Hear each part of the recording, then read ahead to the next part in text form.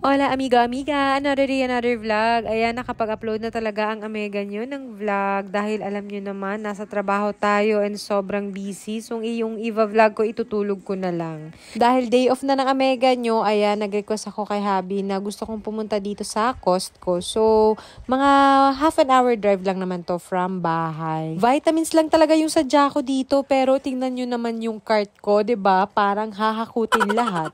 Sabi ko vitamins lang pero ano yon? Eto na nga, naghahanap na ako ng mga vitamins dito.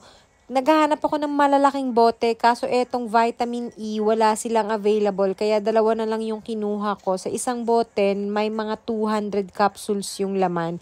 Si mama and papa lang naman ang iinom neto. Kumuha na rin ako netong vitamin C at mga fish oil. Usually talaga na binibili ko na brand is yung Australian brand.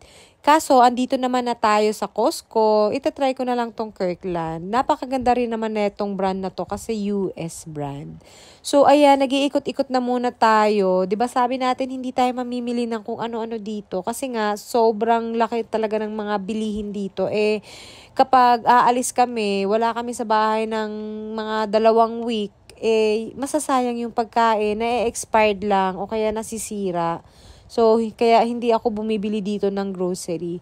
So, meron nga rin akong nadaanan dito na mango lassi. Favorite ko tong mango lassi kasi yogurt with mango. Napakasarap na ito. Kung meron to sa SNR, try nyo rin. Baka magustuhan nyo. And eto na yung last na kinuha ko, kimchi. Dahil mahilig rin ako sa kimchi. Kaya ayan, di baling malaki. Kasi pwede ko rin naman siyang babaunin sa work. So ayun nga lang yung sadya ko dito. Etong mga vitamins. At syempre, may mga paside na rin na nakuha. Hindi naman talaga mawawala sa atin yung mga babae. Kapag sinabing bibili lang ng ganito, syempre, left and right, meron talagang makukuha yan. O ayan, meron pang nakuha. Hindi naman sana kailangan.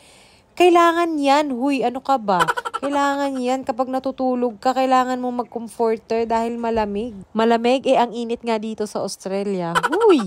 Pagkatapos nga namin sa Costco, ay dumiretso na kami dito sa Harbour Town. Okay rin kasi mamili dito ng mga gulay dahil isa din to sa may pinakamalaking Asian shop dito sa Gold Coast. So ayan, bumili ako ng celery at etong carrots. Meron na rin ako ditong okra at ayan, may paampalaya rin sila. So, kaso, hindi pwedeng kumuha ng tigda-2 or tag-3 dahil nga supot-supot, nakalagay na hindi pwedeng pagpilian at eto ring eggplant.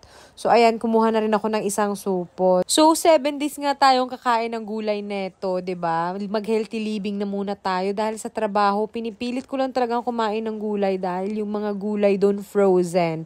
O siya, hanggang dito na lang. Don't forget to follow for more vlogs. Thanks for watching. Bye!